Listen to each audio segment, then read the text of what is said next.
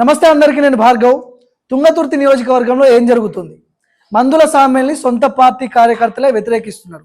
మందుల సామ్యలేమో రాజగోపాల్ రెడ్డి సపోర్ట్ లేకుండానే నేను గెలిచిన, సొంతంగా గెలిచిన, ఇక్కడ మీ రెడ్ల పెత్తనం ఏందనే లైన్లో తుంగతుర్తి ఎమ్మెల్యే మందుల సామ్యలు మాట్లాడుతున్నాడు. అసలు ఏం జరుగుతుందో మనం డిస్కస్ చేద్దాం. నాతో పాటు మైపాల్ యాదవ్ ఉన్నారు, ఒకసారి మాట్లాడదాం. నమస్తే మైపాల్. ఈ పంచాయతీ గత కొన్ని రోజుల నుంచి జరుగుతుంది, మీరు కూడా చూసినట్టున్నారు, గ్రౌండ్కి వెళ్ళిరు అనుకుంటా తుంగతుర్తి. అసలు ఏంటి మందుల సామ్యాలు చేసిన వ్యాఖ్యలు మీకేమనిపించినాయి? రాజగోపాల్ రెడ్డి సపోర్ట్ లేకుండానే నేను సొంతంగా గెలిచిన అని చెప్పి అంటున్నాడు, మీకేమనిపించింది? నేను ఒక ఆడియో విన్నా, నీకు తర్వాత పంపిస్తా. ఆడియోలో ఏముందంటే 2022లో ఈయన మరి ఇంకా ఎమ్మెల్యేకి పోటీ రాకన్నా ఉందే, పోటీ చేయకన్నా ఉందే ఒకసారి రాజగోపాల్ రెడ్డి గారిని కలిపేయండి అని ఒక వేరే వాళ్ళని బతిలాడుకుంటుండు. ఆయన గనుక నాకు సపోర్ట్ చేస్తే నేను ఈజీగా గెలిచిపోతా, అవతల గాదర్ కిషోర్ అనేటోడు 500 కోట్లు పెట్టి నేను గెలుస్తా, ఆయనకు ఒక 40-60% దాకా మద్దతు ఉంటుంది రాజగోపాల్ రెడ్డి గారికి తుంగతుర్తిలో కానీ నల్గొండలో మంచి గౌరవం ఉందని చెప్పినోడు. అంటే దీన్ని చూస్తే ఏమనిపిస్తుంది అంటే ఓడ దాటేదాకా ఓడ మల్లన్న, ఓడ దాటిన తర్వాత బోడ మల్లన్న అన్నట్టు కనబడుతుంది.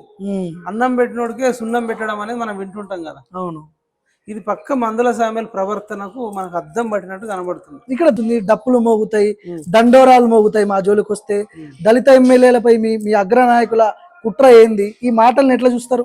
అదే ఇక నుంచి దళిత నియోజకవర్గాలకు ఎవరు పోవద్దు అంటే నాకు అనిపిస్తుంది ఇక నుంచి ఈ రిజర్వేషన్స్ మీద కూడా చర్చ జరగాలి.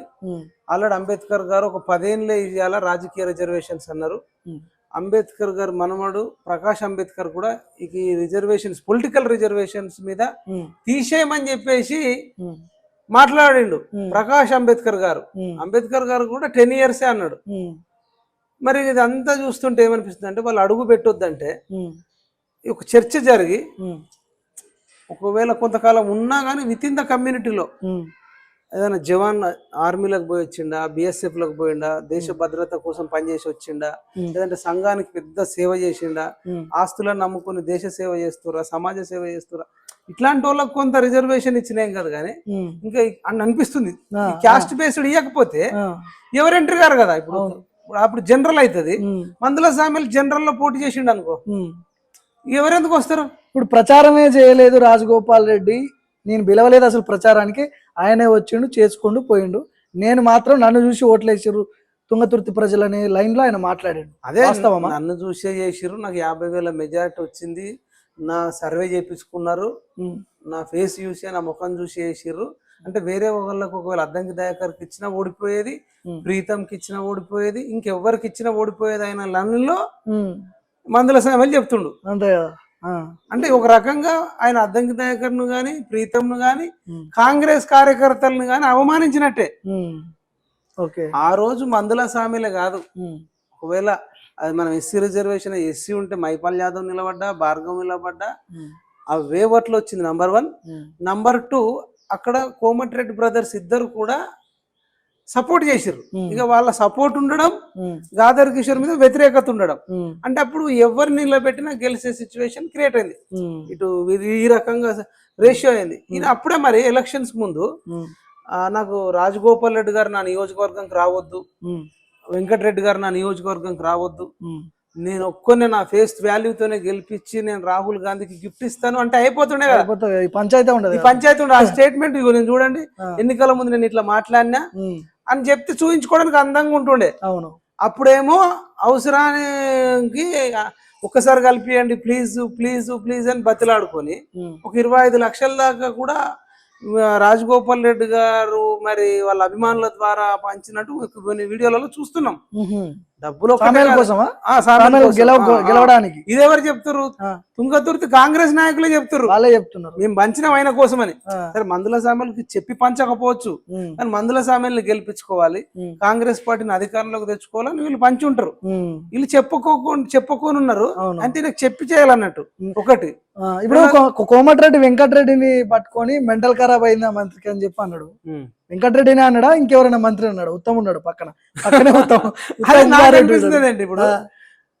ఇప్పుడు ఆయన ఒక చనిపోయిన దగ్గరికి పరామర్శించడానికి పోయాడు. యాక్చువల్ గా తుంగతుర్తిలో ఒక క్యాండిడేట్ కాంగ్రెస్ కి సంబంధించిన వాళ్ళ కొడుకు చనిపోయినప్పుడు ఫస్ట్ పోవాల్సింది మందుల సామెలే పోవాలి. ఈయన పోలే, పరామర్శించలే, ఓదార్చలే. పోయిన వాళ్ళని పట్టుకొని నిన్ననేమో తమ్ముడు వచ్చిండు, ఇయ్యలనేమో వెంకటరెడ్డి వచ్చిండు. ఇదేంది అసలు? మా దళిత నియోజకవర్గాలలో మీ పెత్తనమేంది? దండోరా చేస్తా, దప్పు కొడతా. బా, నీకు అంత ఉంటే నీకు కేసీఆర్ టికెట్ ఇస్తాడు కదా. కేసీఆర్ తెలంగాణ ఉద్యమంలో టికెట్ ఇవ్వలే. తెలంగాణ వచ్చినాక అసలు తుంగతుర్తికి సంబంధం లేని గాదర్ కిషోర్ని తీసుకొచ్చి ఫస్ట్ సారి టికెట్ ఇచ్చిండు, రెండోసారి టికెట్ ఇచ్చిండు, మూడోసారి టికెట్ ఇచ్చిండు. కానీ మందుల సామెలకి ఇవ్వలే. ఎందుకు ఇవ్వలే? మందుల సామెలు అంత స్టెమినా లేదనే ఇవ్వలేదు కదా. ఇప్పుడు గతంలో గాదర్ కిషోర్ ఎమ్మెల్యేగా ఉన్నప్పుడు ఈయన ఎన్నికల్లో పోటీ చేసేటప్పుడు ఎన్నికల ప్రచారంలో తట్ట ఇసుక ఎక్కితే వాడిని తీసుకొని లోపలేస్తా, ఇసుక జోలికి రాంటారు ఎవడొస్తాడో అని చెప్పి డైలాగులు వేసిండు. మరి ఇప్పుడు అదే తుంగతుర్తిలో పెద్ద ఎత్తున ఇసుక దందా నడుస్తుందని కాంగ్రెస్ వాళ్ళే చెప్తున్నారు. మొన్న పోయినప్పుడు చెప్తున్నారు. అవును, అదే మరి వాస్తవం కాదా మనకు తెలియదు, మనం గ్రౌండ్ కి వెళ్ళి చూడలే. కానీ నా ప్రవర్తన చూస్తుంటే మాత్రం బాగా డబ్బు వచ్చినట్టే కనబడుతుంది.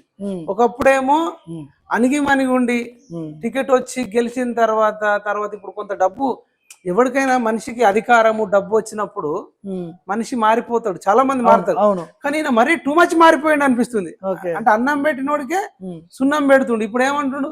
నా గురువు రేవంత్ రెడ్డి, అసలు నాకు రాజగోపాల్ రెడ్డి ఏం చేయలేదు, వెంకటరెడ్డి ఏం చేయలేదు అంటుండు. సామెల్ మాటల వెనుక రేవంత్ రెడ్డి ఉన్నాడు అనుకోవచ్చు. ఎందుకంటే ఆయన సొంతంగా ఆయన లోపల వచ్చిన మాటల్లాగా అనిపిస్తలేవు అవి.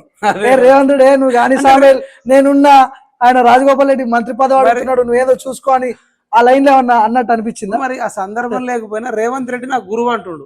అసలు నీకు ఎప్పుడు గురువు అయిండు? ఆయన నీకు ఎప్పుడు గురువు అయిండు? ఏం గురువు అయిండు?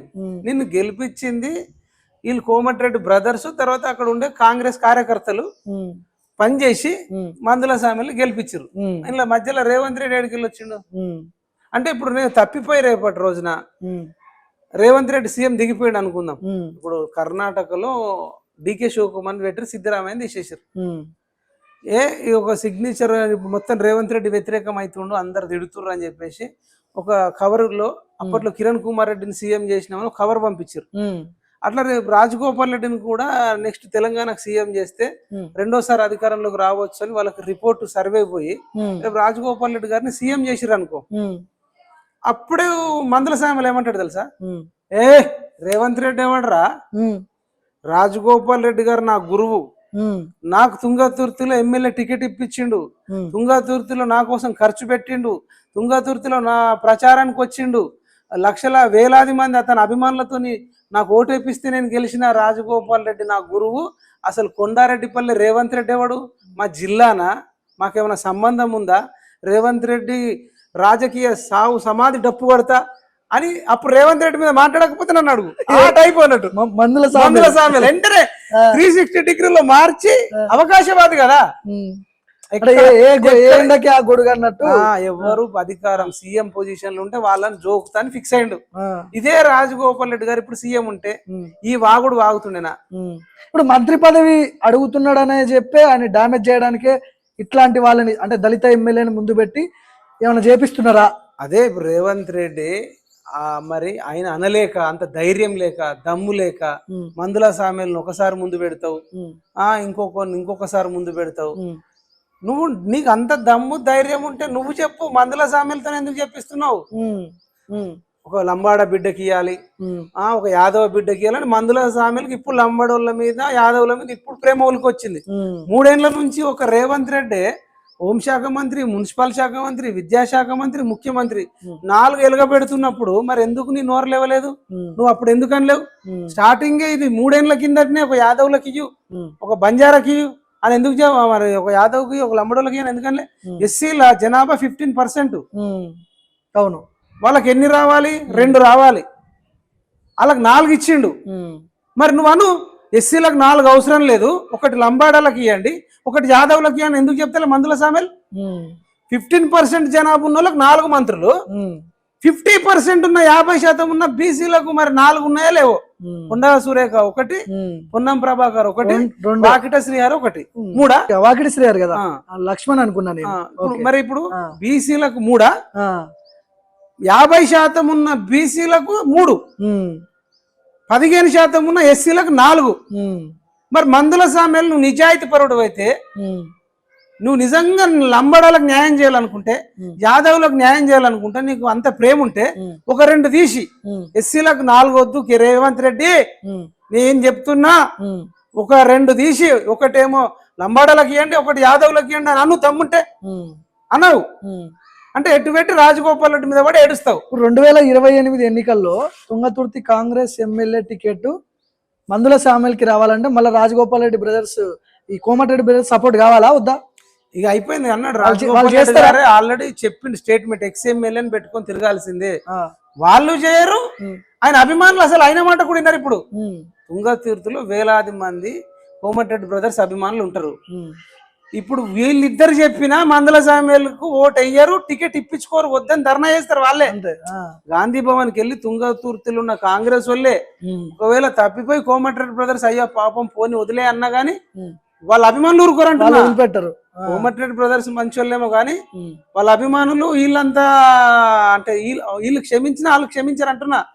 ఒకవేళ ఆయన తప్పిపోయి తెచ్చుకున్నా గెలవడు నంబర్ 1.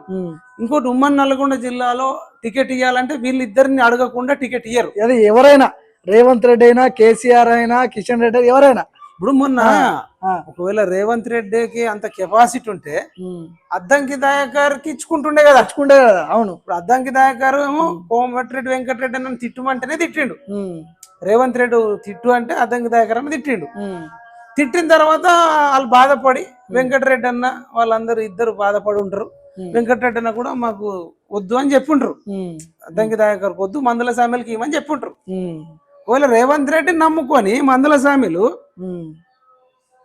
రెచ్చిపోతుండు, రెచ్చగొట్టినోడు మంచిగానే ఉన్నాడు రేవంత్ రెడ్డి.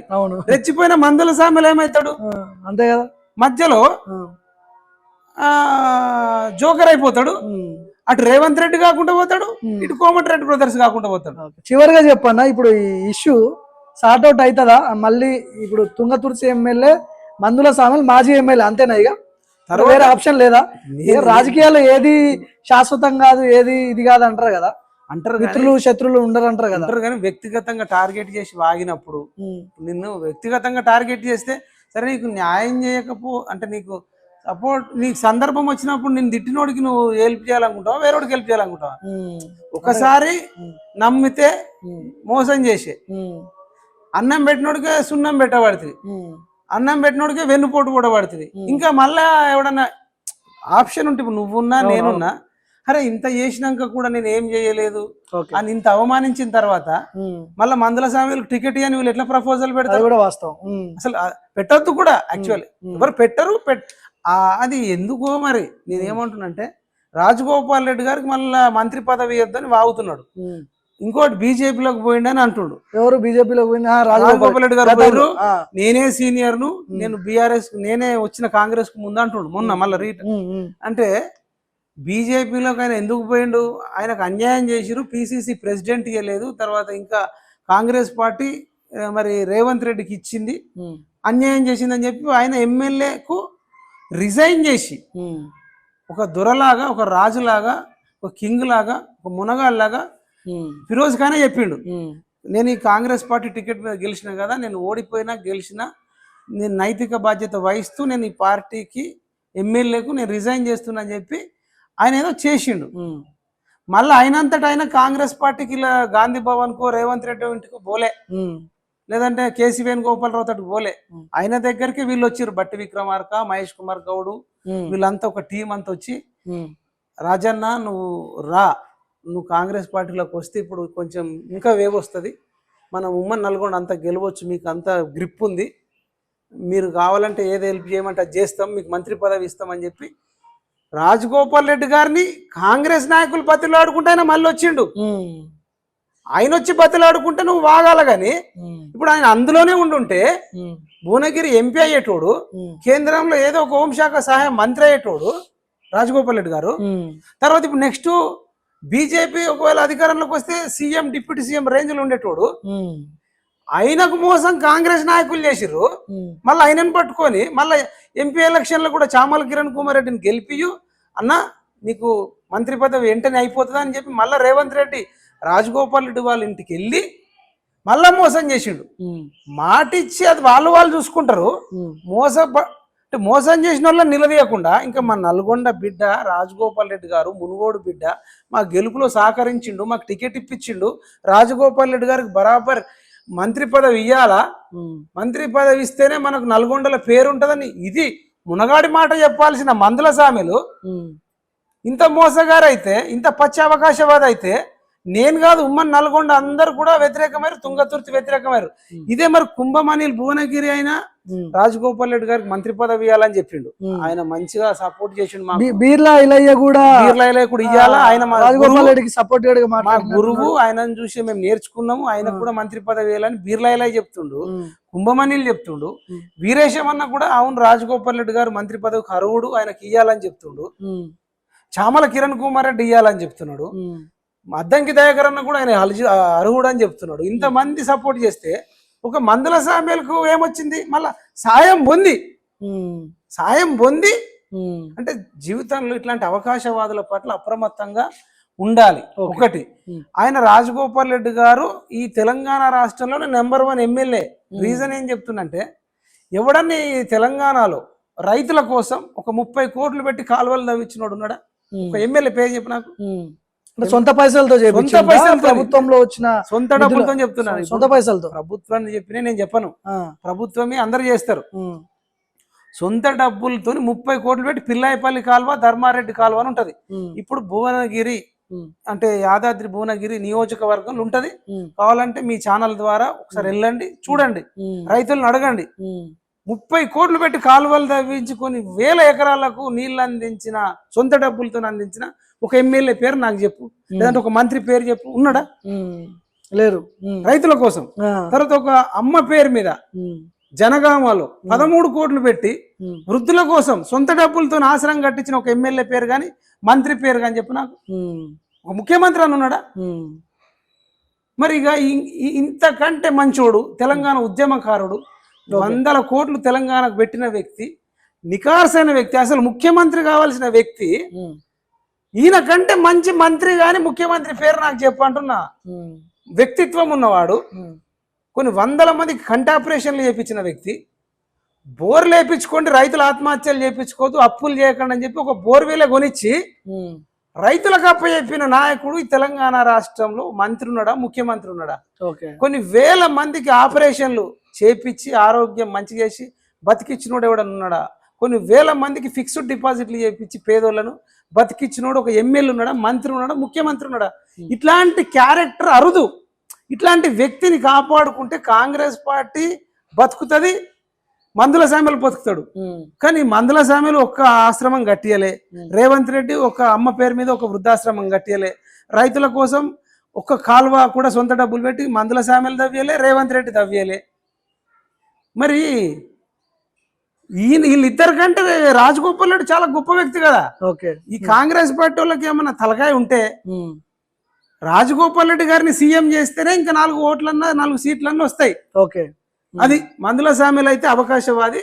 రేపు రాజగోపాల్ రెడ్డి గారు సీఎం అయితే, అన్న నేను ఎవరో చెప్తే మాట్లాడినా, రేవంత్ రెడ్డి చెప్తే మాట్లాడినా, అసలు నువ్వే నాకు అసలైన నిజమైన గురువు, అప్పుడు ప్లేట్ చేంజ్ ప్లేట్ తిప్పుతాడు, ఫిరాయించకపోతే నన్ను ప్లేట్ తిప్పుతాడు, ప్లేట్ ఫిరాయిస్తాడు అని అమాయకుడు కాదు, అవకాశవాది.